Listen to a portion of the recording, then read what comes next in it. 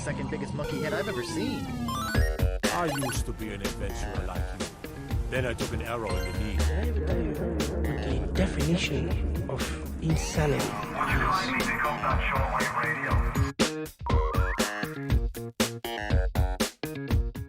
Hello and welcome to episode 86 of PvA Radio. I'm one of your hosts, Luke Croft. Joining me, as always, the Santa Claus, Larry Hunt. I am the Klaus. Also joining us, he can fix you a nice, delicious glass of Pepsi and steal a daughter's heart, ladies and gentlemen, Doug Martin. You remember? Oh I'm so happy to be on the Player 3 podcast tonight. in the year of our Lord Satan 2020. So good to be here. Oh my gosh! All right, and that was a great episode. Is this not that podcast? It took us literally 35 seconds for us to say something to immediately regret this decision. I wanted to, just get the message out. Oh, Seth, thank you for joining us tonight. You're welcome. Cody, I have less gratitude. Cody can't be with us tonight. He is hung up at work, so hopefully he's getting all of his shit done. If you didn't see on Twitter, he got a nice little promotion at his job, and he started that this week. So he should be back with us next week, hopefully. But Seth, my friend, former host of the Player 3 podcast, how has life been treating you? It's been a while since you've been on the show with us. Yeah, it has. It's been. I'm a teacher, so it's a tough time right now. But thankfully, we're coming up on the holiday break and the season of giving. And so I'm hoping to get a lot of cool crap here soon. And if I don't, I plan to buy myself a bunch of cool crap as a treat. I bought this cool jersey. It was on sale, and some other cool crap too. So. For those listening, he's got a Houston Outlaws jersey on. It is very attractive. Seth makes a regular habit of sending us overly sexualized photographs of himself in our group chat. And they're not overly sexualized in the context of the photo itself, but rather the caption that goes along with it. Well, I'm an English teacher. I like to be alliterative, like the one today, sensual, sultry, Seth. Mm-hmm. I do what I can. I'm in a rural county. A lot of kids don't turn their work in ever. So I spend a lot of time during the workday just kind of waiting for the phone to ring, if you will. So what better way to pass the time than send your friends across the country pictures of yourself kind of biting the lower lip? Show it's an art. You've got to show just the perfect amount of tooth. All right, before we get banned from Twitch for that very sexual face that Seth is making, I will also note I did not have time to change our overlay, so and everything got fucked up on it. So Seth is in Larry's spot, Larry is in Cody's spot, and I am in my spot still. So, which is all that matters. All right, guys. This is PvA Radio. We get together every week over here on twitch.tv/itishoagie, talk about the gaming news that matters the most, and we got plenty to talk about today. And so what do you guys say we just jump right into it? I'm so glad you're here, Seth. Also, Scuff Streamer, I don't think I set up my capture here. The Game Awards happened last week, literally a day after we podcasted, so it's it seems maybe a little irrelevant at this point. It's almost like they set you up for failure. Yeah, seriously. So let's try to switch this to our new scene, and then let's do this. I'm just going to do this on the fly here, guys. Watch this. I go to properties, right? Teach me. Oh, no. It's not working, guys. Hold on. For some reason, my... Oh, shit. That's not what... Is it? I don't know. I'm not there. I can't see it. Hold on. I don't want to do that. Guys, Scuff Streamer here, but I'm going to do this. I'm going to do it. Okay, here we go. Brave. Is the stream ever not scuffed? It's true. It's very true. All right. So the Game Awards was this week or last week, and a lot of shit got announced. First of all, did you guys watch the whole thing? Unfortunately. I was in and out. I definitely got to the show late. But yeah, I think I got a good amount. So I watched pretty much all of it as well. Way too long. Let's just get that out of the way at the top. That show was entire. It was what, 3 hours long? 2.5. At least. Yeah. I kept expecting it to be over. It was at least 2.5, maybe 3. I don't want to go through this like item by item because I'm sure plenty of people have already done that. It's been almost a week. What happened? But I do want to like hit the highlights, talk about some things that maybe stuck out to you, things that you're excited about, things that were noteworthy, maybe, and then maybe end it with an overall conversation about the Game Awards in general. But I'm just going to kind of open up the floor to you guys. I have Tom Phillips' article from Eurogamer pulled up where he just kind of has everything that was announced at the Game Awards. And if we want to just kind of scroll through here and hit the ones that were noteworthy to you, where do we want to start? Well, let's start with some zombies. All right. Because there are two, one's not very zombie, but it's in the same vein. There are two games that are right up my alley that I'm super excited for. One is Back 4 Blood. So it is the spiritual successor to Left 4 Dead. Turtle Rock is putting that out, and I'm really excited. I got a code to join the alpha tomorrow, so for the next 5 days, I'll be streaming some Back 4 Blood if you want to check that out. Is it really just a spiritual successor? It's not just a straight up successor? Well, it's not in the universe. And I believe it's because Turtle Rock and Valve worked together on Left 4 Dead. Valve's not really interested in making anything new. Turtle Rock is, so I don't think they could have made another Left 4 Dead without Valve's involvement. Makes sense. But it's so similar that it might as well be Left 4 Dead 3. It's got a 4 in the name, and the 4 is like the same art style. Like, you're kidding me. I think they definitely had to like create that parallel somewhere, and what better place to do it than in that thing that's like super easily recognizable. And Valve isn't gonna like step in and do shit about it.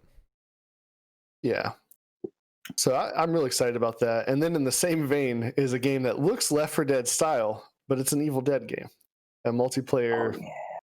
Slaying the Deadites with your friends kind of game. And are you actually going to play that with me when it comes out, like you said that you would for Friday the 13th? If it has crossplay. Sorry. Larry is a PC gaming nerd at this point. He's always like, how do I work on my Excel mechanics? Yeah. And I know what that means too, but I'm not going to tell you. If you have questions, you can ask Luke. Excel, like the Microsoft Office program. Yeah. Oh, okay. That went right over my head. Yeah, no, I think which is the game that you have the test for? Back 4 Blood. Okay, so that's the spiritual successor. Yeah, and it's the one that I'm more excited about between the two. Mm-hmm. I love Evil Dead, but just Left 4 Dead was such a fun game. I still hop on and play the recently updated Left 4 Dead 2 from time to time. Yeah. So I'm pumped for this. So for me, I think the most noteworthy thing within the whole presentation was the reveal of Perfect Dark. Not necessarily just because it was the fact that it was Perfect Dark, but also because this is the quote unquote quad A title that I've got some mixed feelings about this announcement. First of all, I thought it was cool. I liked, for what it was, I liked what they showed. This kind of like pre-concepts footage that's not really in-game. It's more cinematic, but it's like trying to get you to understand the setting and the feeling that they're going for. And so the game is like kind of about ecological turmoil and success. You know what the story kind of reminded me of was Destiny. Like the whole idea that the world was in this awful place, the ecosystem was was all fucked up, and then we all of a sudden started to discover this technology that helped us to advance as a human race. And like the story was just kind of reminiscent of the original Destiny story about Traveler. All of a sudden there was all this technology and prosperity in the world. And then so they rolled the trailer, and then at the end of it they revealed that this is in fact the kind of reboot of Perfect Dark. And I have to say, guys, I found this really, really odd. Like, I feel like every time Microsoft goes to talk about an exclusive, somebody throws out that Perfect Dark is going to be the thing that's revealed. I don't know if I've seen too many people like connecting Perfect Dark to what the initiative is working. Because every time Microsoft has talked about this like quad A experience that's being built by the initiative, it always felt like something wholly new, in that it was going to be some new IP. And I have to say that I don't think that like attaching this to the Perfect Dark IP does that whole concept all that much justice. Like, I was excited to see something, and now I'm not nearly as excited, even though it looked cool, about an existing universe being further explored. Yeah, I understand that, but I don't share those sentiments. I loved playing Perfect Dark back on the Game Boy. I enjoyed the one on Xbox, but it's been so long since that franchise had a meaningful entry that I don't feel like it has enough baggage attached to it that they're really any kind of like I don't see them having the same struggle that Halo has right now of trying to find their place in the modern world. I think it can be something really new. I think that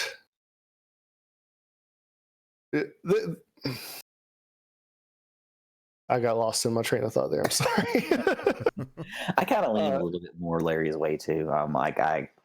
It definitely doesn't have an uphill battle. I wouldn't say. It's there. It'll come out. Hopefully, some people care for it. I'm sure that a lot of the longtime Xbox fans will.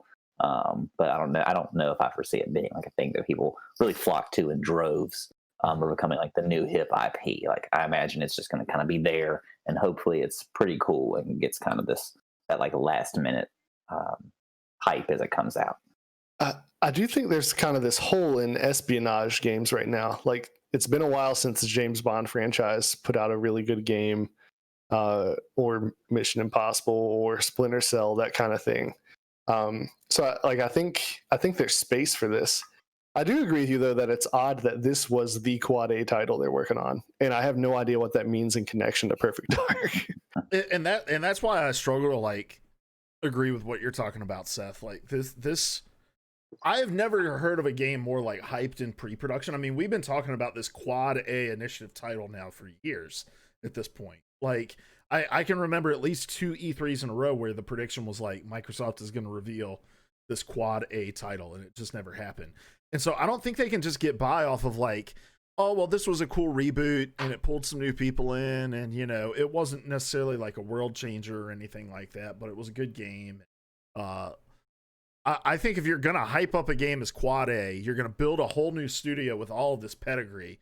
Like, there's got to be some fucking hype behind it, right? And I don't know. Like, to your point, Larry, if the franchise isn't established enough to really like be soured by an existing fan base, then it's also not big enough to be carried by an existing fan base either. And I just think it's a really risky move without as much payoff as being like Horizon Zero Dawn. We're going to create a whole new universe with robot dinosaurs that aren't dinosaurs. Like, I'm exhausted, and this is going to make me sound like an old man. I'm exhausted by how much we have to revisit shit.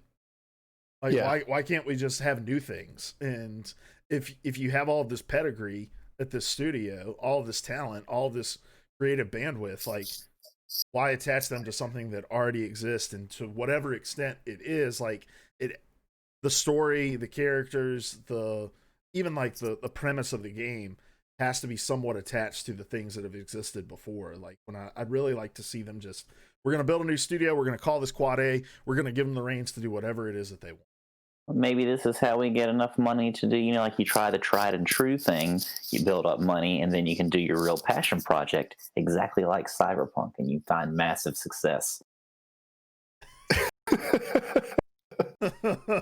We'll talk about Cyberpunk here in a bit. Yeah, I know. Are you familiar at all with the story of Perfect Dark? No, and I'll fully admit that. I know that there's a woman. Her name is Joanna Dark. Is that right? Yeah, you're correct. I asked for a reason. You're talking about the need to, or not the need, but how you would prefer there to be like some go a new creative direction.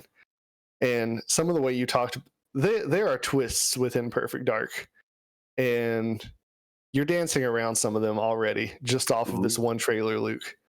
And so that's something that bothers me. The writing is on the wall that it does look like this game is going to more or less go in the exact same narrative direction as the games 20 years ago or 15 years ago, however long it was, went.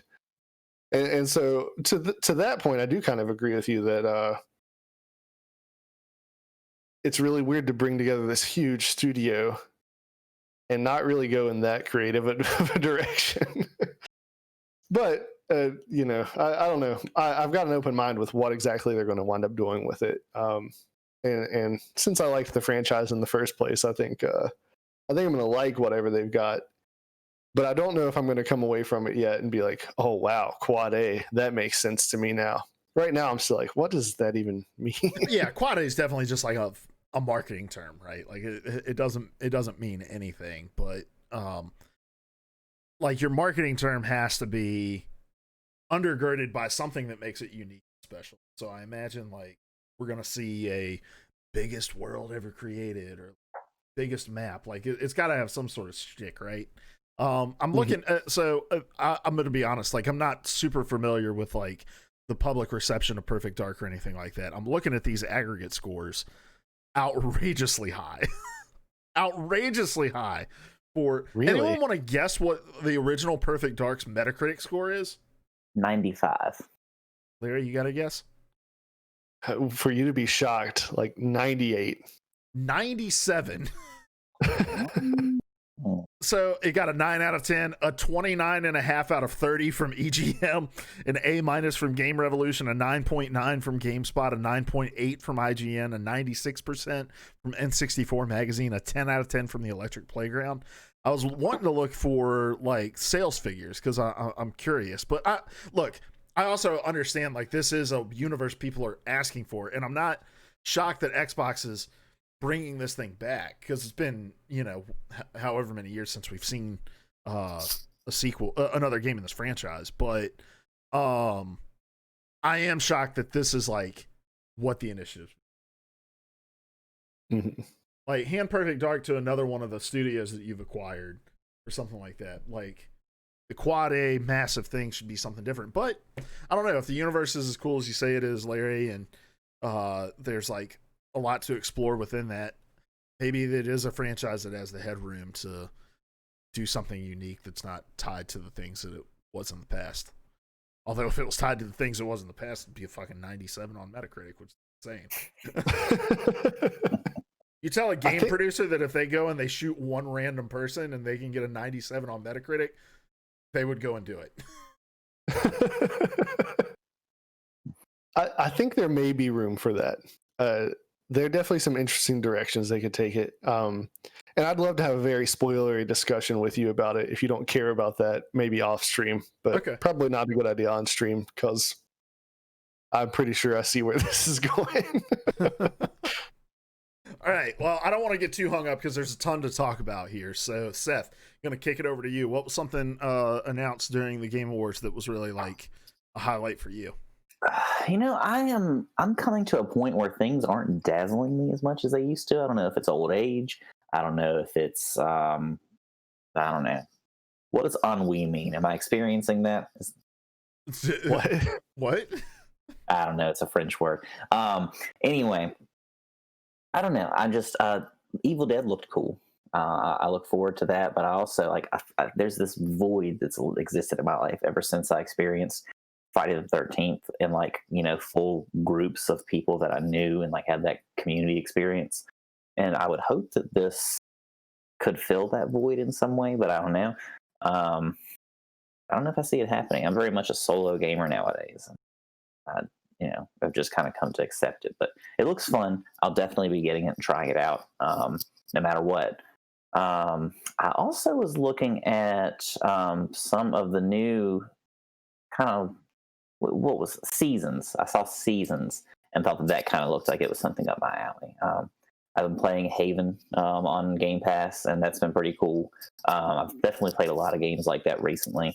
At least they kind of look like that, have that kind of vibe, that aesthetic to them. And so, I don't know.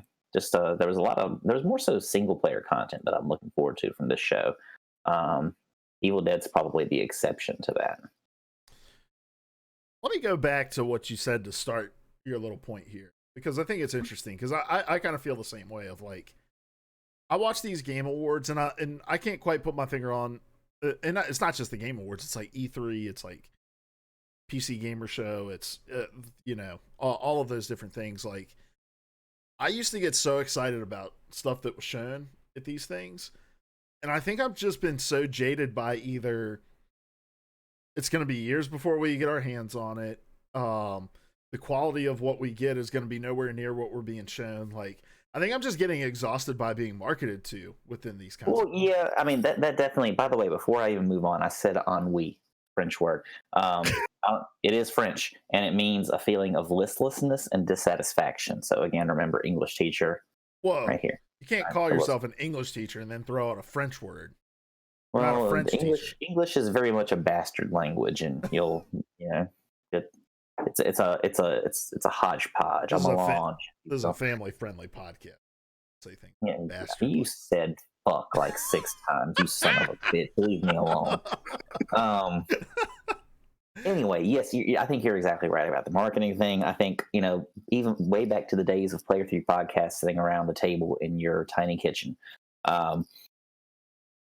the marketing, it gets so old, pre-orders, microtransactions, year-long development cycles, delays, Cyberpunk. I don't want to steal too much from that conversation here very shortly, but like, come on, like I didn't buy that game for a reason, and this is it. I never got excited for it, and it just continues to kind of come. Like I'm at the point where I'm going to wait for the reviews to come out before I actually even invest in the purchase. And so the rest is just kind of like, it's cool to watch, it's cool to see, but it's not gonna get me like out of bed in the morning.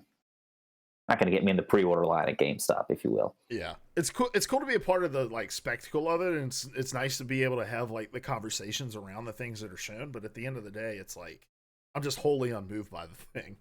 It's just zeitgeist, and I mean, other people on the podcast have had this conversation, to the moon and back. But it's almost like video games are so weird in that, like, if you buy in for $60-$70 at launch, and you get to be part of the zeitgeist, you're part of the experience, you're part of the conversation. But if you wait like a month, you're going to get a better version of the product for cheaper. So like, why would you not? Maybe I'm getting too old. Maybe I don't understand what the kids are saying these days, what they're feeling. But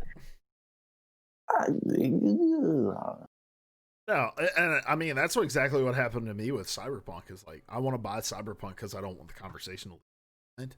I haven't had a chance to start it yet. No, I'm totally in that boat of just like, I know if I wait, they'll patch this thing, it'll be good to play. But I like, so much of the gaming experience at this point is talk about. I don't know if they will, but that's another conversation for another time. How do you feel watching these things, Larry? You watched all 3 hours of it and were live reacting in our Discord. Yeah, I should probably go back through the Discord, and I mean, that's not that hard. Like, I can't even remember my own thoughts these days, man. But welcome to my world. That's why I call you my memory. I'm trying to remember the things I got. There were things I got real hype about, and I can't remember. Like, I think it was Back 4 Blood. It was Evil Dead. I did get excited about the Oblivion announcement for Elder Scrolls Online, which is not even a game I played, but I love Oblivion. And Yeah, I was about to ask about that. You don't. that's the sort of thing that can pull me liar. in. Nah, man, I don't play that game because I know that if I started, it's all I would play. I'll never finish.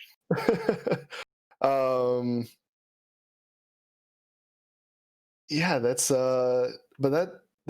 Like, there were things that looked cool. There was that fantasy sort of game, like they were kind of flexing the muscle of the next gen systems.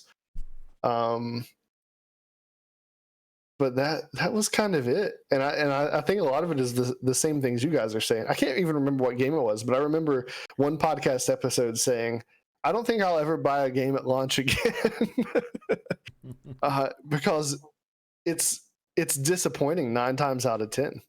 I mean, I've got to know, like I think Miles Morales I bought at launch, and it's because like there's almost no way that could have been botched. Because it was like built on a game. It's a first party game. It was built on the engine, like on the shoulders of another game that was just crazy good right from launch anyway. So like, if it's a shoe-in, if it's a knock in the park or knock out of the park, or if I know that I'm going to be willing to be on board through the shit, through the sludge, then yeah, I'm willing to be on board if I'm going to be part of a story. But that doesn't really happen much unless it's going to be like a service game. I'm at the point where like I don't want to spend 40 hours playing Fallout or Valhalla or something like that, and then end up getting a game-breaking bug that wipes my save or whatever it's going to be, because I don't have that kind of time, man. I'm a parent. I have a job. I don't know. Yeah. Get out of here. I've got this Diet Dr. Pepper. Is this a copyright infringement thing, or am I going to get you busted? Yeah, there's no telling on Twitter. Also, guys, for my sake, please buy games at launch. From Jeff Bezos. If I'm confident it's going to be good, I'll buy it at launch. Like, I bought Apex at launch. I shelled out all $0 to be able to hop in. And well, look, I don't fault people for having that mindset too. I mean, look, that extra cash is such a commodity at this point, and there's so many games that are vying for your attention in any given moment. Like, the idea of investing in one that is like not ready for prime time can be devastating to some people. And I don't know, like, and Larry, you and I talked about this offline, but I want to bring this conversation here. I don't know if this was a result of the format of the awards having to change, like being virtual because of COVID, or if it's just like Jeff Keighley is fully bought into the hype of like the Game Awards being kind of like the biannual E3. But what started as what I thought was like a celebration of the biggest titles and biggest achievements in the year prior has now just become like another trade show where people can show off their shit. And like, I felt like through this entire show, they were just breezing through the winners of these categories, like pretty major categories, right? Yeah. And it was really just like, I don't know, it was kind of blasé about like, oh, this person won, but on to this next awesome announcement, guys. Well, there was very little fanfare. I mean, again, like you mentioned, that may be due in part to the nature of the virtual show.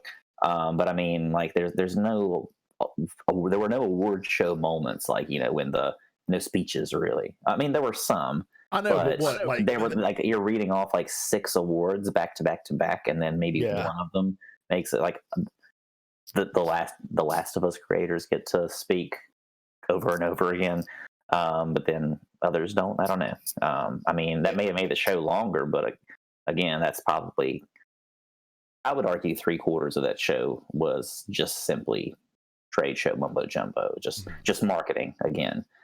I think it was more than that. And Luke and I were talking about this. I'd like to go back and time it. Just like I might do that. I might hop on and literally do the math, because I'd be surprised if 10% of the show was focused on the awards. I'm supposed to be watching an award show. I'm supposed to be celebrating what these people have done. And I really felt like 90% of it was marketing.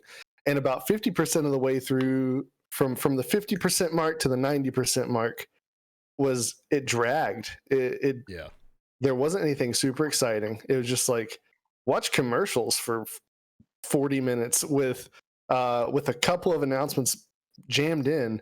And what you're mentioning in particular, Seth, really upset me. Like, all right, we gotta move on to more commercials. So this guy won this award, this team won this award, this girl won this award. All right, let's get back to the commercial. Like, yeah, there was a lot of awards?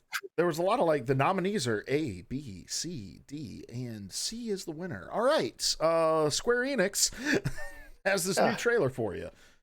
And it's frustrating. And look, I get it. I watch the chat as it's zooming by, and all the resident sleepers in chat during like the actual award speeches and stuff like that, because people are watching this to get to the announcements. But the Game Awards is so totally different. It's funny. Like, I feel like 3 years ago, the conversation around the Game Awards was like, we're trying to legitimize the industry. We're trying to have this like kind of spectacle similar to the Emmys or the Oscars, and really like showcase gaming as an art. Whereas this year it just totally became like commercial in a way that it's like, we don't care about that objective. Now, how legitimate that objective 3 years ago was is neither here nor there, but like you don't tune into any other industry award show and see what you saw there. You're not tuning into the Oscars and seeing like the latest Marvel trailer, right? I'm not like an Oscars watcher, but I don't assume you're seeing trailers for the next Marvel movie, right? Sometimes there will be a big commercial or two, like during the commercials, but never as part of the show. Yeah. So I don't know. It's just it's weird. I would like to see it come back and shorten the show, make it a true like celebration of the games. And look, if you want to have a big reveal or two, that's fine. But like, how many fucking commercials did we watch for games that are already out? Yeah. Like, hey, here's 2 skins that are coming to this game that's been out for 3 years. Like, like Fortnite or Warframe, or those games like that. I don't know. I was like watching it because I felt like I had to watch it, but at the end of the day, I was just kind of like, I don't really care about anything that's being shown all that much. I really hung in there because I was hoping to get that Jeff Keighley mask for Among Us drop, and if not for that, I would have turned it off. I don't even think I wish I was making a joke, but they did a Jeff Keighley mask for Among Us. I was like working while I was watching. Was that not a joke? I thought it was a joke. Was it a joke? I don't know. Did I wait around for a joke? I thought this will be hilarious. Hold on. I gotta Google this guy. Jeff Keighley mask Among Us. He's reading. I'm reading. No, they did add a new mask. Okay, all right. Yeah, that's from Screen Rant. Yeah. Blue. It's literally just a cutout of his face. And like, it's not stylized. Hold on, let me share it. What did you expect in this game? It's awesome. It's just like a cardboard cutout of Jeff Keighley's face. That's perfect. It's everything I dreamed it would be. Yeah, that's hilarious. I didn't even see that. Like, I don't know. And look, it's Jeff Keighley's, like, it's his baby. He's built this thing from the ground up, like, and I guess it can become whatever it wants to become. But this year it just felt really weird, to be honest. And the fact that we're like sitting here kind of struggling about what really stood out to us and what was really exciting. But I think we'd be remiss if we didn't talk about one thing from this show. And that is Vin Diesel. Oh, yeah. I'm not looking forward to that. I don't give a damn about that game at all. But I was, I had that same moment that you guys, I think, dropped in Discord. Like, it's a fucking Vin Diesel. And I'm like you guys. I think I picked up on it before y'all did. But I was like, I heard that voice, and I'm like, Dom, is that you, boo? And sure enough, it was. Well, the moment I saw that bald ass head, I was like, that is Vin Diesel. I think that's Vin Diesel. But then I was like, does every bald white guy look like Vin Diesel? Yeah, are you profiling him? I had a totally different. I went a totally different direction with this when I realized it was him, because I'm pretty sure that they totally like de-ageified him. They like took 20 years off of him. I felt like they added to him. Really? No. They definitely. If they did anything, they aged him down. They airbrushed the shit out of him and threw him into this game, and I'm wondering if that's like Vin Diesel's vanity. Like, is he one of those Rachel Weisz kind of characters? You remember Rachel Weisz from The Mummy? No. You don't remember The Mummy with Brendan Fraser? Yeah, that movie like messed his body up so bad he quit acting. Yeah, something like that. But they so there was a whole thing like where they came out with a third movie that had Brendan Fraser in it, but then his wife was the same woman, but she was a different person because Rachel Weisz didn't want to be depicted as a mother because it would mean that she was older. And so I kind of got that vibe off of Vin Diesel in this. Like, I'll be in your game, but you got to make me look pretty again. I'm pulling up pictures. We're gonna. I just don't think this dude in this game looks young at all. Well, I'm not saying that he looks young, but compared to like, look up Vin Diesel in Fast 27 or whatever Fast Hold on. movie. No. I got you. I got a picture of Vin Diesel in Arc 2 and a picture of Vin Diesel in on the red carpet earlier this year. So, first of all, he looks like he's been tossed into just a vat of baby powder. All right, in Arc 2. But I would say I think they did a pretty decent job representing how he looks. Maybe they reduced the second chin that he has in real life, but I think other than that, they got the crow's feet in there. They got the forehead wrinkles. I don't know, Larry, do you have this pulled up to where you can see me switching back and forth between these two? Yeah. And those were the pictures I was looking. Well, I was looking at that picture, and I was looking at the one in the Eurogamer article we've been looking at. Also, let me point out in this CNN article, this is March 10th, 2020. He's at some red carpet event in Westwood, California. My office had already been shut down at this point. How was he like just out and about doing fucking a tour for? Well, you know he lives his life a quarter mile at a time. I said this in Discord. I'm going to say it here. Video games are fantastical. They allow you to escape the reality that you live in and let you become anyone that you want to become. At no point in my entire existence have I ever laid in bed at night and thought, I want to be fucking Vin Diesel. Are you kidding me? Not even in Fast and Furious 1 where he's cooking. He's got the Corona. He's cooking on the the beer. This was before the virus. Oh yeah. He's got the Corona.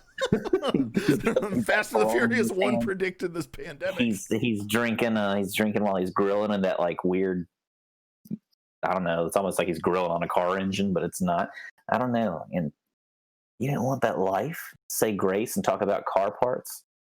I mean, maybe I've just seen Fast and the Furious too many times. I think that really might be it. Because Larry, have you ever wanted to be Vin Diesel in your life? No. I'm sorry. I think you're outvoted here, Seth. Whatever. I'll just go fuck myself. But you've always been able to in the Chronicles of Riddick. That's true. And it's always like a little disconcerting when celebrities show up in video games. Like, I don't know, it just kind of removes you from that world because it's like, oh wait, I'm supposed to be in this world where there's like dinosaurs and I'm hunting dinosaurs, but there's like Vin Diesel. I just assumed that this was the natural conclusion of the Fast and the Furious series. Like, he finally managed to go so fast that the theory of relativity kicked in and he drove into prehistoria. What if there is a movie tie into this so that connects the universes? That'd be so good. Maybe there's an Easter egg, like with like there's a card drawn on a wall and the word fast. All right, guys, let's move. Any other parting thoughts on the Game Awards? I feel like we didn't really even touch on like a lot of the stuff in the Game Awards. Who cares? Well, there wasn't a lot of meat on the bone. I think that we've established that. Fortnite, it's impressive how many things they can pull in. I think it's worth mentioning that, but there's no need for a big discussion. Yeah. All right, well, let's move on to The Slant, which is where we take some of the most interesting pieces of gaming news from the week, and then we give our takes on them. Larry, Seth has been alluding to this topic from the start of the show, but I'm going to hand it over to you to formally kick us off. All right, so I'm looking at an article from GameSpot by Michael Higgum titled Cyberpunk 2077 dev admits poor performance on PS4 and Xbox One and offers refunds and future patches. So if you've paid any attention, forgot to mute this site. So if you've paid any attention at all to gaming news this week, you realize that Cyberpunk 2077 had some issues coming out. In particular, it's running really poorly on the consoles that aren't new. The last gen. It feels weird to call it the last gen, but I guess that is what it is.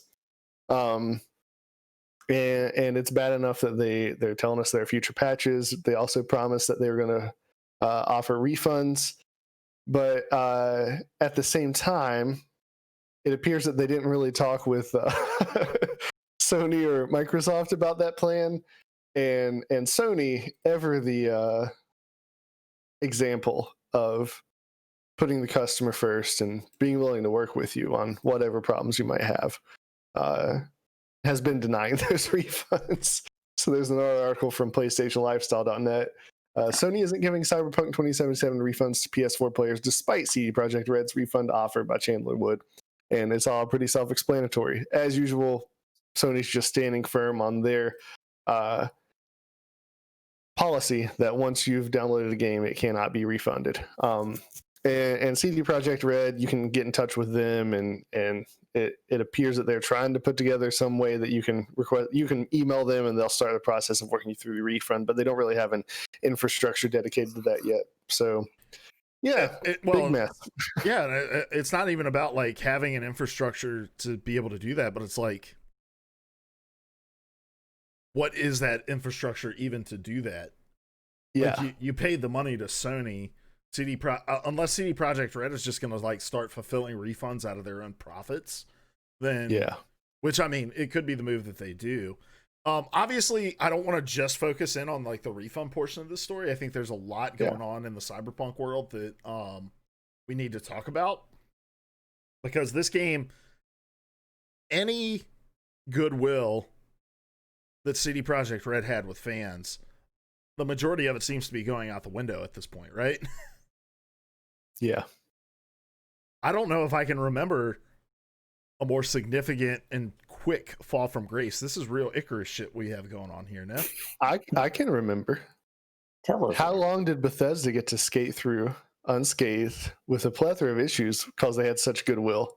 But then Fallout 76 was just that was it. But the thing is like anytime a Bethesda game came out, these bugs were like expected. And I think even with like Fallout 4, there was some conversation around not just the bugs in the quality of that game, but like the quality of the narrative within the game too. Like I know, I read a lot of Fallout fans who talked just about kind of like how Bethesda kind of abandoned the decision make. Like I felt like the goodwill was starting to slip and the memes were already there.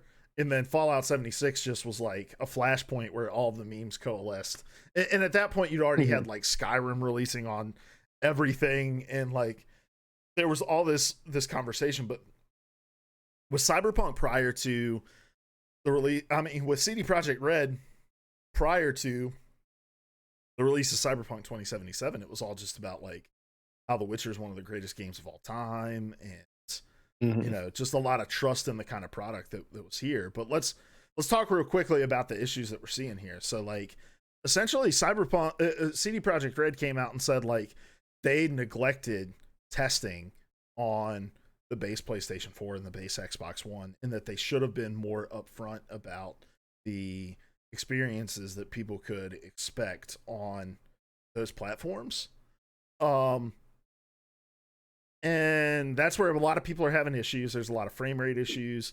And look, we've known this for a long time. When stuff gets shown at E3, when stuff's shown behind closed doors, it's always like the highest end PC that it's being shown on, running at the craziest specs. But I think we're at a point right now where with these iterative consoles, like we've had with PlayStation into PlayStation 4 Pro, now into PlayStation 5, that there's such a chasm between the power of all of those units that like I think we're going to start to see more kind of like iterative exclusive titles, kind of like we talked about when PS4 Pro got announced, where you're going to start to see games that are like, hey, this is only available on whatever the equivalent of PS4 Pro, PS5 Pro at the end of the day. Like I thought that part was really interesting, just that whole like, yeah, we just kind of neglected to test and see how it would run, and we probably should have been more upfront about it. The statement that CD Projekt Red made it sound like we kind of knew about these issues, but we really just loved you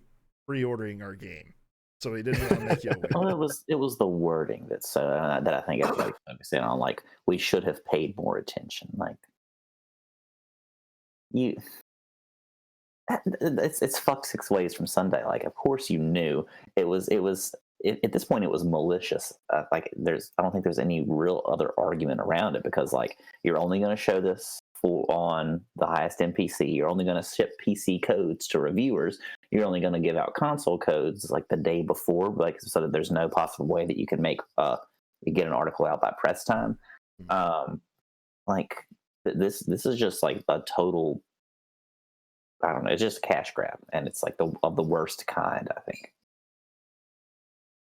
And it's not sustainable either. Like, how are you going to like possibly anticipate that you're going to continue as a business, at least like it's anywhere near the level that you have in the past few years, when you're doing stuff like this, when you take like one of the most hyped releases of all time, the most marketed releases of all time, maybe not all time, but whatever. I'll give it to you. I think that's true. Like, just huge, and between the cosplay and everything, and then it's just botched this bad, and you didn't pay close enough attention to the product that you were shipping imminently, and delayed twice. You didn't pay attention. Cool. It's really interesting to me. As long as this game was in development, I wonder at what point they did make the transition and start focusing on building it for the next gen. Because when this game was announced, they were developing for the previous gen. And so, I don't know, it's crazy to me that we wound up with a game that couldn't run well on the old consoles. When this game was announced, we were still in the 360, PS3, yeah, 60 generation, yeah. So I don't know. How could you? I don't understand the I didn't pay attention. Like, the dog ate my homework. Yeah, that's the thing. Look, there's been a lot of corporate apologetics that have been going on with this release among the fan base of just like, oh, well, you should expect it to run like shit on your old consoles. And it's like, let's look at the breakdown of pre-order numbers, I bet. And the breakdown of, like, if we're looking at console players, especially with who's playing where, I guarantee you base PS4, base Xbox One is a large portion of the audience that's playing. And there's no way that you knew those. There's no way they didn't know that going in. I mean, look, we know, we get updates every week via email at my company on what's been pre-ordered and where it's been pre-ordered, so that we know like who's going to be playing on what. And so, like, and regardless, even if it's not a huge percentage of people, but like, what did they sell? Like 8 million units or something like that in the first week, first day or something like that. So even if like 10% of those people are playing on base PS4, that's 800,000. That's almost 1 million players playing on a base PS4 console. You knew that they pre-ordered from that, and for you to have not done I don't really buy that we didn't do thorough testing on that, or we didn't pay enough attention to it. I'm with you, Seth. I think it was more of just like we knew these issues were present. We're gonna button up our PR to the point where we're gonna show it in its best states and hide all of its moles, and then let the paying customer figure out what it is that we do to them. And it's not a sustainable practice. It's not. It's a get in, get out. Like, and I think that this is gonna. I hate to think of what this is gonna do to like The Witcher 4 whenever it gets announced. Like, I think people are going to be a lot more hesitant to get excited and want to support a project when it's like they totally abandon a large portion of their audience. Because I've heard, like, even on PS4 Pro and Xbox One X, like, it's better, but it's nowhere near like optimized. Yeah. And the refund thing's just funny. There's only one time I can remember Sony stepping in and saying that they were going to start offering refunds. Do you guys remember what game this was? I've been thinking about it all show, but I can't remember. I would guess No Man's Sky. It was No Man's Sky. That's it. It. Because I took advantage of it. But that was a game like they had a vested interest in, and they kind of understood that it was first party. party too at the time. It was first party. They kind of understood it was their own PR fuck up that led to like such backlash, and so it was like a good PR move. Sony doesn't have a dog in the fight with a CD Projekt Red release. Like, what incentive do they have to start fulfilling refunds on games that were bought on their platform? So, and I think it's insane to me that Cyberpunk. I mean, I keep mixing the two up. The CD Projekt Red went out and was like, just, hey guys, we understand, just start requesting refunds from Sony, but we haven't talked to anybody at Sony to see if they're gonna care. I don't know. Go ahead, Larry. And I was trying not to read anything malicious into anybody, but since you guys have kicked this thing off, I'm just going to go ahead and say what I think about it, which is, I think that this offer of a refund even is just a big PR move, because there are a lot of people who won't follow through on something if it's too much of a headache. And I think that even this offer of a refund is such a headache that a lot of people are just not going to play the game and not bother with it, and they get to keep their money, Like, sure, some people will go through the headache, but if somebody's not going to help and you're just sending an email to somebody and then, you don't hear back for a few days and forget about it. Like, I don't know. And the one thing I think we haven't mentioned, and maybe you're planning to get to, is like the fact that where they've talked about they've said that they're going to do patches, but haven't they also said that essentially they're not going to be able to fix Cyberpunk on the base consoles past a certain point? Well, I think there's definitely like a resource choke that's happening that they probably aren't. I mean, you can't like add more computing power to the base PS4, and this game's ambitious and big, and so I can definitely see that. I haven't specifically seen it, but I believe you, Seth. No, it's totally back to your point though, real quickly. It's completely a PR move to say we're going to start giving refunds, but we haven't developed an infrastructure to actually start giving you refunds. Mm-hmm. Like, I don't know, man. It's wild. And to anyone who's out there arguing like, oh man, base PS4 players shouldn't have expected the smoothest experience. It's like, if I'm purchasing something, I expect that thing to work. And if a company is willing to sell something to me that can be used on that thing, I expect it to work. All right? And yeah, I don't know. I was going to think of an example. I don't think it needs an example. Like, if a company's going to ask you to give money over for something, it is just like a baseline expectation that it's going to work. And I mean, because it's like Cyberpunk's hard crashing for people multiple times throughout like the prologue of the game. Like, people can't even get to the fucking title screen to kick the full game off without it crashing tons of times. So it's a mess. All right, let's move on, Larry. Next item. All right, this one's yours. So this is an article from Kotaku by Nathan Grayson. Proposed U.S. law could slap Twitch streamers with felonies for broadcasting copyrighted material. And so the short version of what has happened here is that Republican Senator from North Carolina, Tom Tillis, has attached legislation that would make streaming copyrighted material a felony carrying jail time to a must-pass bill. So this is, if you don't follow politics, this is sort of a common slimy practice. If there's something that's super unpopular and a senator really wants it to get through, they'll attach it to a bill that absolutely has to be passed in an attempt to hold important things that are necessary for our nation to function and survive hostage to get their pet issue through. And Tom Tillis has received a lot of donations from various corporate interests, so it's no surprise that he's advocating for this.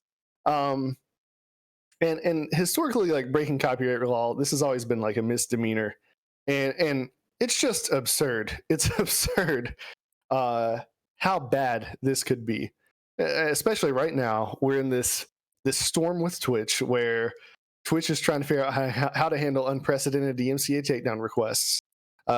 Users are already getting their streams like hit in some unfair ways. Some people completely fair. They're broadcasting things they shouldn't broadcast, whatever.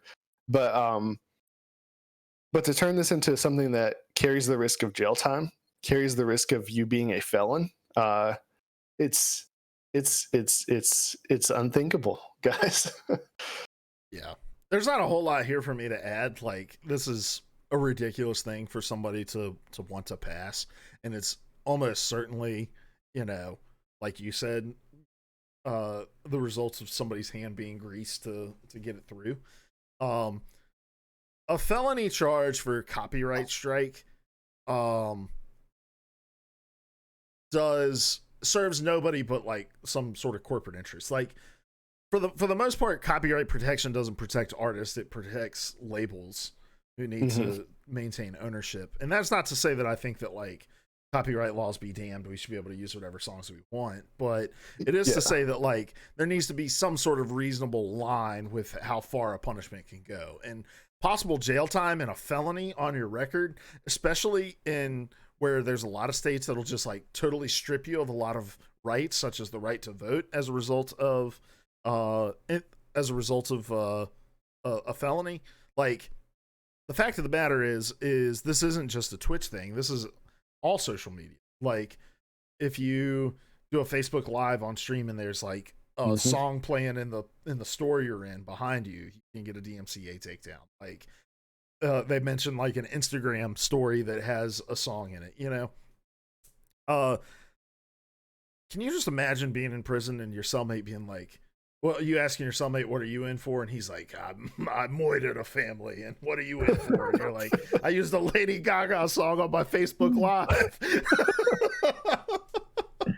Or on Twitch, the way it works now, like, clearly this is an over the top worst case scenario, but that's the thing with the way laws work in our society. Like, you have to account for the potential extremes where people could fall through the cracks on this kind of thing. Right now, I can get a DMCA takedown request because I don't get somebody's mic muted fast enough while they're blaring a song while I'm playing a multiplayer game. Do I now carry the risk of a felony charge if I can't get that mic muted fast enough? Yes, it's stupid absurd. People are like, why does America have the world's biggest prison population per capita? And it's because of shit like this. Yeah. So, if you're listening to the stream, even if you aren't typically politically involved, this might warrant an email or a letter or a phone call to your representatives to say, hey, get that junk out of there. Yep. And if you've never done that before, you should learn how. It's important. And by learning to do that, he means just make a phone call. Yes. All right. Moving on, Larry. We're going to just leave it with you. Yeah, man, I am the newsman this week. The next story is, I wasn't ready. I'm not the newsman. Strip me of my title. You've been stripped. All right, so this is from kitguru.net. Microsoft will bring xCloud streaming to iOS and PC in spring 2021 by Matthew Wilson. And I don't even need to say anything beyond that. That's the news. That's the item. In spring 2021, you'll have xCloud streaming on iOS and PC. So, there's a caveat. Exciting. There is a caveat. Caveat. The first sentence: to get around Apple's App Store restriction on iOS, Microsoft will be making xCloud gaming available through the Safari browser rather than creating a dedicated app. So we talked about this a few weeks ago, Seth. Mm-hmm. If you were aware, Apple basically said, you can't put xCloud on the App Store because we want you to be able to charge individual charges for access to each game within your library so that they can get the royalty from it. And Microsoft is like, hell no, we're not doing that. So interesting workaround here that they're doing. And they mentioned Amazon Luna, Google Stadia, and GeForce Now, who are also doing similar things. iOS needs to Apple needs to realize they're kind of being left behind in this. Like, I have xCloud on my phone via an app. I click it, I click the game I want to play, and I'm in it instantly. And it's nice. And I think that as streaming services grow and as Microsoft continues to make Game Pass and almost not that it's a required feature of their console now, but it's such a good deal that it's almost a required feature, and it's such a big part of their marketing strategy that the adoption rate is going to be insane.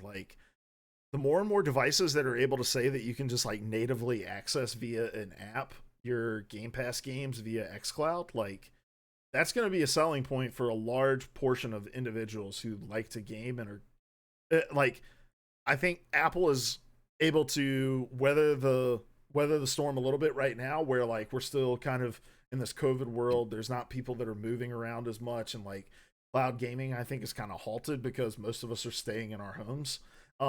As soon as we move back into a world where we're like traveling and we want to take games with us wherever we go, these are problems that Apple's going to have to solve for. And at the end of the day, it's a really easy thing to make Apple the like reason for the headache when people are like, why do I have to go to the Safari browser and browse this like weird ass mobile website expression of app? Like, it's easy to make Apple the bad guy at that point. Well, because they are. Yes. Also, Big Boy Roy coming in with the tier 1 sub for 11 months. My dude. 11 months. That's almost a year. Thank you so You're much. welcome, y'all. Sub. You see, I did it. Put the asses in the seats. All right. Moving on. Well, actually, I'm sorry, Seth. We just blew right past you. Do you have any thoughts on xCloud coming to? No, I'm as an iOS user, I'm excited to have the option. I've played around with being able to stream a little bit from my console on the rejuvenated Xbox app, and that's pretty cool. Could be better, but I'm definitely excited to have at least the option, even if it is through Safari. All right, moving on. Speaking of being able to play games on other platforms, Among Us. This was kind of a stealth drop, right? Yeah. Like they just kind of randomly announced that Among Us is now on Switch, compatible, supports crossplay. This is from Sean Prescott over at PC Gamer. Again, that is the news. Among Us has been sweeping the nation. It had a ton of focus at the Game Awards, not just the Jeff Keighley mask, but they announced a new map. Among Us won several different awards at the game as well. They got the makers of the game gave some speeches. Cool to see it come to Switch. I think that's like the perfect platform for it, right? Like it's not a super intensive game. Yeah, I went straight in and bought it. I haven't played it yet. Who knows if I even ever will? But I really liked, the one night that I think we've had together playing. I really enjoyed that, and I really just dig the idea of the game and it's kind of the premise. I love the fact that it's just an indie thing, and it kind of started a couple years ago, and now it's just all of a sudden it's like this new game that's come out, even though it's been here the whole time. I really dig it, and I really want to support it in any way possible. So it was an automatic buy. Hopefully, you guys will deign me worthy to play with you again sometime soon. I too enjoyed our one night together. It was really special, and I promise I'm going to call you. We're going to do it again, but I just don't know when yet. I think Among Us takes a very special group of people to play. Almost as special as a group to do what Larry is insinuating. But there's a fine line with Among Us, and that is like there needs to be a reasonable expectation that everybody's kind of like taking the gamesmanship of the activity seriously enough to have fun with it. But then there's a whole different level of seriousness that can go along with the game that really kind of ruins the magic of just getting together and gaming with friends. And I feel like we didn't quite capture that line that one night that we played. I felt like there were some people that were taking the experience way too seriously for what the game is. It's not a competitive game. There's no fucking ranked Among Us that we're trying to play. Like yet. So I don't know. I would love to try it again, perhaps with a different group of individuals who can possibly toe that line better. And that means not inviting Seth back. Took it way too soon. I'm still pissed about when people thought I was the killer, and I'm like, I'm not. I excel at truth telling, but also at lies. Some people say nobody's ever told the truth better than me. So when I first downloaded Among Us, I actually played obsessively for about a week. Like jumping into random lobbies till 4 or 5 in the morning, multiple days, 1 week. I found it very addicting. And you're right, Hoagie. Sorry, I used your screen name. Hey, That's who you are now. I love it. I'm Hoagie. The Hoganator. So when you jump into random rooms, you get a lot of teenagers, and oftentimes they can't take the game seriously at all, and it's a miserable experience.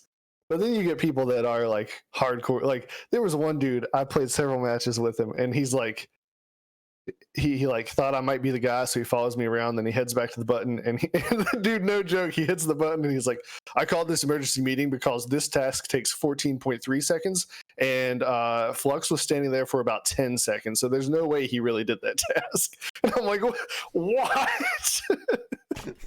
Yeah, get that out of here, man. Did you get did you get ejected?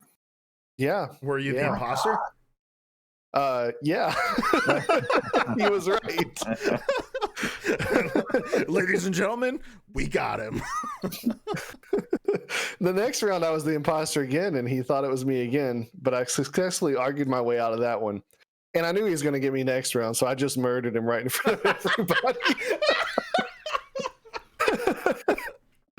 Larry just out there griefing. I love it. All right, let's move on. Last item on the list for the slant. EA has acquired Codemasters, which makes the Formula One games, the dirt games, for $1.2 billion with a B dollars. Actually, they outbid Take-Two, if I am remembering correctly. This is from GamesIndustry.biz. It says Electronic Arts has agreed to a deal to acquire Codemasters for approximately $1.2 billion.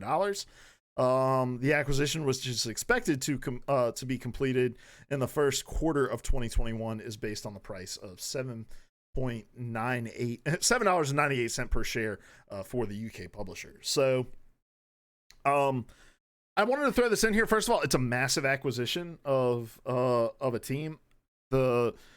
I'm not like super into racing games, and I don't think either of you guys are either, but Codemasters is like a pretty big name in the racing genre. The Formula One games are considered to be really, really good. The dirt games are really, really good. I find it interesting that EA is the squad that jumped in to take Codemasters, because EA has a racing game kind of background as well with the Need for Speed series. So just wanted to throw this in here. Thought it was interesting news. Did you guys have any thoughts on it? Just that if Take-Two wants to acquire another group, I guess they're going to have to take two. We didn't like that joke. Nobody liked that. No one liked that. Oh my God, that is fun. Big Toy Roy. Big Toy Roy. He was Roy Speedrun, then he was season. Big Boy. Oh, okay. So that's like becoming a thing on Twitch, is people changing their usernames. Can you change it? I don't know. I was back? just assuming. Big Toy Roy. Maybe Is it it's because not. it's the Christmas season? Or are you planning on going back to Big Boy Roy? Anyway, while he's answering that, he says EA knows arcade racing isn't hot anymore. Car nerds want that sim aspect. Do you guys think that's fair? A fair assessment? I have no idea. I don't think it's as broad as that. I don't know. There's a reason that there's Forza, and then there's a reason that there's Forza Horizon, right?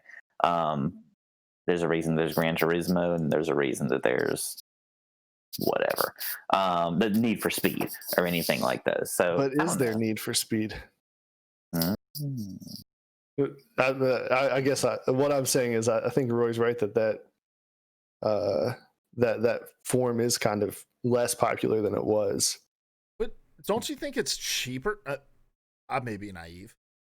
It's more expensive to go out and buy a studio for $1.2 billion to make sim racing games rather than to just like pivot your Need for Speed franchise that already exists in that space and already has deals with like car manufacturers. Like there's real cars in the Need for Speed games and say like we're just going to pivot this to be more of a sim style racing game rather than this like arcade direction that we've taken it. Not to mention that EA's done some really like ass backwards things with the Need for Speed franchise that aren't necessarily going to leave a lot of people disappointed if they moved away from, like all of their live action shit that they thought was a good idea. Hey, Aaron Paul carried that movie, you sons of bitches. He was in Breaking Bad. That's what I want. I want fucking Vin Diesel in my Need for Speed movie or in my Need for Speed game.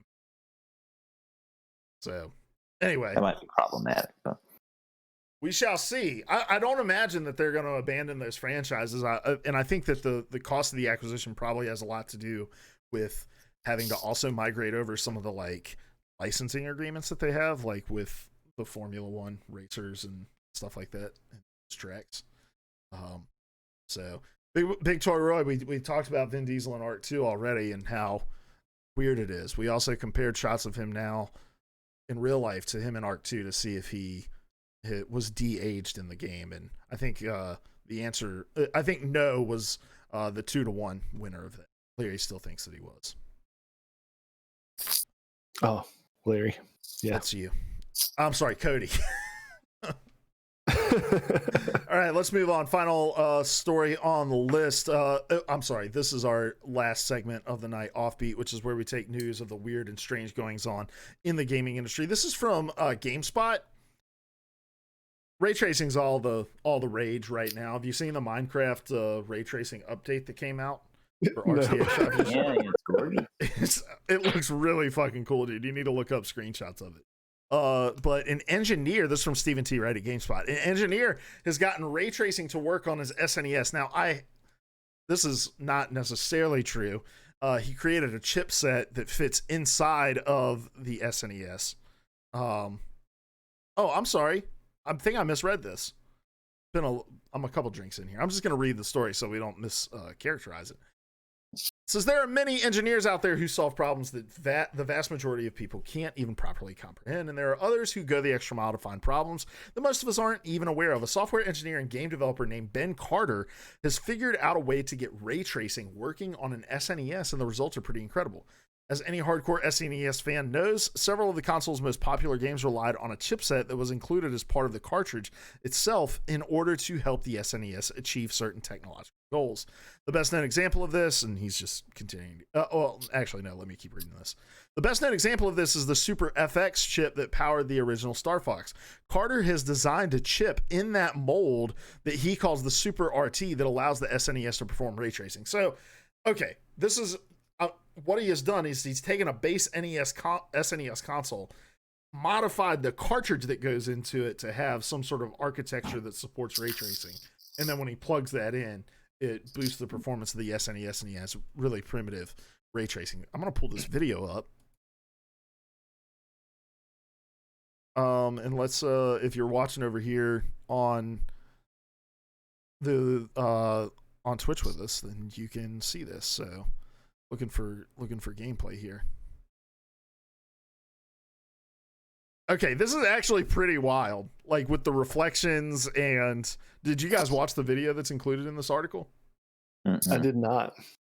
You can see it up on my stream right now, but like the way that the shadows are being, like, compare this to SNES games. Like SNES games didn't have real-time shadows and how these reflections are working and all of that based off of the environment as well. This is actually pretty sick that he's done this, and it's just through modifying a cartridge. Stuff blows my mind, man. Hey, so can we fix our PS4s to play Cyberpunk? I'll email him. Can this engineer get to work on that? Whatever it takes. Warp speed, baby. All right. And that is Offbeat. Shit, my light just fell. Scared me. All right. Guys, I think that's going to do it for episode 86 of PvA Radio. It's been a wild ride. My God. But let's get out of here. Let's go around the circle. Who are you? Where can people find you? And I don't know what you're going to answer, Seth, because I know you don't tweet. But I'm going to kick it over to Larry first. What are you going to be tweeting about this week? My name is Codsworth. You can find me on Twitter at ProElectioneer, and I'm going to continue taking a break from Twitter. I'm just burned out on it, and I just got a promotion, so I've got to focus on that. Yeah, I don't even know what your job is anymore. We can talk about that later. Oh, he's pretending like he's Cody. Larry is unemployed. He is a freelance web developer. Please tell me if you need help with web dev. Larry will get all of the anime girls you want in your sidebars. I mean, for the right price, I will. $100. All right, Seth, who are you? I am Seth Martin. You can find me on Facebook like some kind of old ass man. That's about all I do, and I barely even do that. You can find me on PlayStation, on the PlayStation Network at Buttzors. It's BUTTZORZ, Buttzors. The name hasn't changed. I don't know why you're laughing like you thought that it had. And then my Xbox gamer tag, you can find me at The Time Cowboy. It used to be Dongzors. I used to have a monopoly on the whole lower body. But the times have changed. I have matured. And he doesn't want to get banned. Yeah, right. So they haven't come for the butts yet, so we'll see. But yeah, find me at those places, and if you don't, then whatever. I'm Luke. You can find me on Twitter at @itishoagie. I've got 4 days off, guys, and I may probably finally start Cyberpunk. So just expect very zoomed in pictures of the genitalia that I pixelated dongs. It's going to be really zoomed in, like one color, like one pixel in the image. So so that it's still safe for work, but just so that you guys can get a sense. This has been PvA Radio. We thank everybody for tuning in. Big Toy Roy, thanks for the sub. Also, Still in Flux, who's a co-host of the show. They're on that Prime sub over to the It Is Hoagie channel. I also want to start streaming some more TFT, so maybe be looking out for that. But we're going to get out of here. Big Toy Roy says Cyberpunk is sick. He's really been enjoying it. I want to hop in. Seth is waiting for it to be patched. Larry will probably never play Cyberpunk. True. Because it's not Apex. He's like, it doesn't take place in the Apex Legends universe? The answer is no. Once they patch in competitive multiplayer, I'll consider it. All right. Well, what? Groovy. That's all. All right. Well, we're going to get out of here. Seth, again, thank you so much for joining us for this little blast from the past. Yeah, guys, it was awesome. God bless you all. God bless the United States of America. We ended in a very different place than we started. Did I define that? All right, we're gonna roll the credits. Thanks for tuning in. We love you. Goodbye.